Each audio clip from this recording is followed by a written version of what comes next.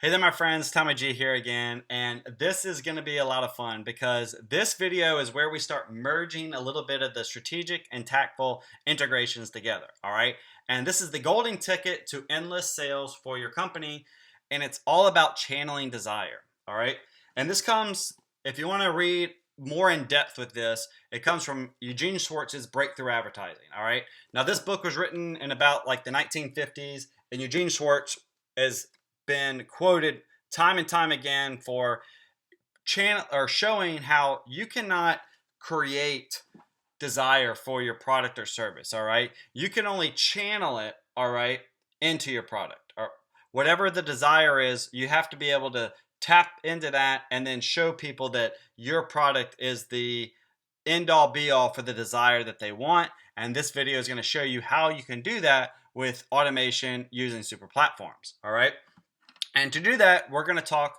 a little bit about this graph here. All right. Let me first kind of map it out and then so we know what we're looking at and then go from there. Basically, in Breakthrough Advertising, Eugene Schwartz talked about how there's different levels of awareness, all right, and what we have to do is tap into that awareness so that we can channel the desire. So on this end, you might have heard this before as being like a cold audience and then all the way to a hot audience, okay? So your cold audience is a group of people that have no idea what your company is, what they offer, what the even problem is that you solve. Okay, they might not even be aware that they have a problem. All right, for any given issue. Right. Then, as they become problem aware, they start realizing, hey, I got this problem. I need to fix it. What are my options? Then they figure out the options and they say like, all right, I need to get this done, right? Well, who can get this done for me, right? So now they're product aware or company aware. Which company am I going to buy from? Until eventually they make the buying decision. All right, this, I know what my problem is. I know what the solution is. I know who can solve this for me and who I want to buy from. All right. So if you want to be the golden ticket to endless sales, what you do is your sales process conquers this whole evolution. All right. You meet your prospects in the cold stage and bring them along to the hot and ready to buy. All right. And you do this in your marketing messaging. All right. Your marketing messaging, the way this is done is if they are unaware, then your marketing message needs to be emotion based so that they can feel the emotion they will feel when exposed to the problem. All right. Most people, like for example, in like a carpet cleaning industry, right? If they were unaware the amount of sickness and junk that's in a carpet and how the impact that it can have on kids, now they just became aware of the problem, right? And now the only solution is to have a super duper, you know, industry like your regular vacuum just won't cut it, right? All right, well, the only people that have these super duper vacuums are carpet cleaners. Okay, now I know I need to get a carpet cleaner so I don't have my kids breathing this nasty junk that's in my carpet. Who's the best carpet cleaner around?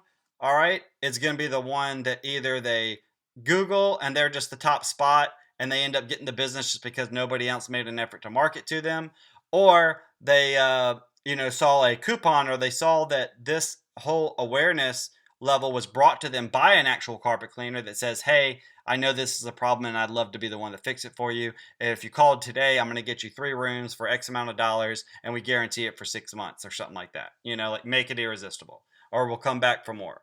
That is a quick down and dirty example of what this is done, and it's all based on one simple tactic.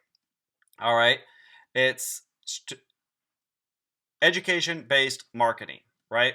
So that you're actually taking your expertise and your knowledge. This is what a lot of business owners aren't tapping into right now for super platforms is you have a super specific skill set, knowledge, and expertise in your market.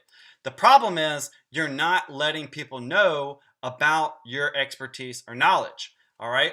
And it's really a disservice to the public that we serve, right? And I know that's goes back to Jay Abrahams being a trusted advisor. All right, it's a disservice not to allow people to buy the appropriate amount of services from you in the quantity that they want and the quality that they deserve. And it's like one other one I can't remember, but Jay Abraham's Trusted Advisor Strategy of Preeminence is key. I recommend you researching it and checking it out. But what you can do, all right, and we'll teach. This is going to be more in the technical training too of the integrations. We're going to stick with the broad scope here. Is that we would have an ad, all right. This is going back to our funnel that we talked about, all right, because attention, interest, desire, action. All right, we're going to have our ad that's going to speak to one of these two things. We're going to decide where we want to, enter the conversation with our prospects, and this is something that you'll have to evaluate with your own company. All right, and we do this for all of our clients. We sit down and we map this out first, because if you don't do this first, then you're not going to have a market message match, right? You're going to be speaking maybe product aware to an unaware audience, all right, and you don't want to do that. That's what's going to cause you to not win. So there's indirect and direct methods of communicating. So there's indirect leads are the story lead or the proclamation lead. And what these are, the story lead is wrapped around the experience. All right, it's letting them know, unaware. You're going to tell the story, for example, of the family member that discovered this, huge problem that they didn't even realize it was one. They did some homework, then they found that it's a quick solution, and then what they did to fix it, right? Problem aware or proclamation, let me go over that first for another indirect, is a bold statement backed with proof and a future result. So a bold statement, there's a very big popular one that was like, read this or die, right? Big, bold statement. And it went on to say, like, there is a cure. There's this deadly disease that 95% of people die from, but it's completely curable if you read this article. We'll explain it to you, something like that. So what that's saying is a big, bold statement, but it's backing it up immediately with proof, all right, to kind of jolt them. And that can be a very good one for social media, but you got to do it right, because Facebook doesn't like you doing certain kinds of, you wouldn't use read this or die, because Facebook would slap that, right? There's other ways you can get around it. So then we start, this is probably where most companies right now are going to be working in, is the problem solution lead in. And this is the hot button, hitting on the big problem, then offering a quick and easy solution. It's kind of indirect and begins with a good, strong call to action. So this would be something like, hey, are you struggling with, knee pain? Well, our XYZ, 6-week system has been shown to get results immediately and quickly, and we're giving away 7 free vouchers for a consultation. Go ahead and click here and opt in now to reserve your spot. All right. They're going fast kind of thing. So it's flagging a problem, giving a solution, making an irresistible offer, and then telling them exactly what to do. Most advertisings are going to start there, but the golden goose is if you can be that person that starts with the unaware. And we've been able to do that, and it's pretty awesome. All right. Because then you dominate all of the competition. All right.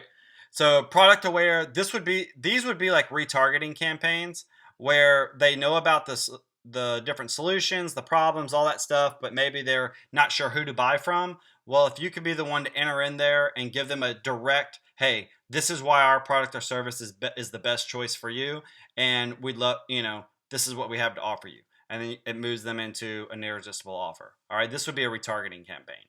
But this is why it's so important to have the triangle of your market, message, and medium. All right. And this is a tested marketing campaign. So our medium is going to be super platforms. All right. Our message is going to be, we're going to pick the right message to meet our audience needs. All right. So this is our messaging. This is our level of awareness for our market, and we're going to match these up. If you don't have these done, then you're playing from behind. All right, that's why you're going to be struggling. And we'll go into details when we talk about creating your first advertisement and stuff like that, how to do that. But I want you to, if you've done some advertising in the past, maybe pull this up, look at it, ask yourself, all right, where was I talking to my owner from, or where was I talking to my offer from? Was I having a market message match? Where was I struggling? And what could have been done better? Because remember, I allow myself to figure this stuff out. All right. Let me see if I missed anything in the notes. All right. And here's the other. All right. I'm going to leave you with this because this is a little Lagniappe bonus. All right. You're going to be generating leads for all this, right?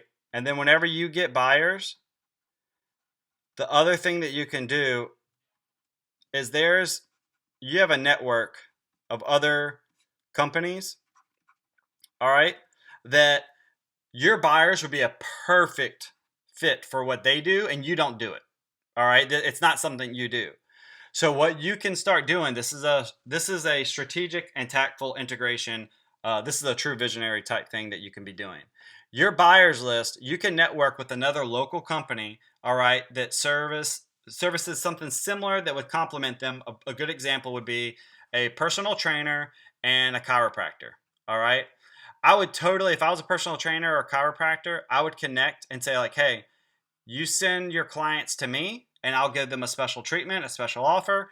I'll refer my clients to you for a special treatment, special offer, because it's a perfect complement. The chiro is going to specialize in a specific injury, but then to a point, they're not going to be able to, they're going to have to end that sessions with those clients, but they can hand them off to a personal trainer that they know, like, and trust, and know that they're going to be in good hands. This is, again, being a trusted advisor to your clients to make sure that they're continually getting taken care of. That personal trainer, same kind of thing. They can only work with their clients to a certain level. There might be a point where the back pain, the knee pain, something like that becomes too much, and you can say, hey, I really think that you need to go get this checked out professionally. I highly recommend, Dr. Smith, chiropractic office, and if you go and mention my name, you'll also get a XYZ discount kind of thing. So that is a super gangster way to really tap in, to channel your desire even more, and it's very low cost because it's just networking. All right, that was a good little bonus right there. I might weave that one into another system, but all right, so let's keep cranking along.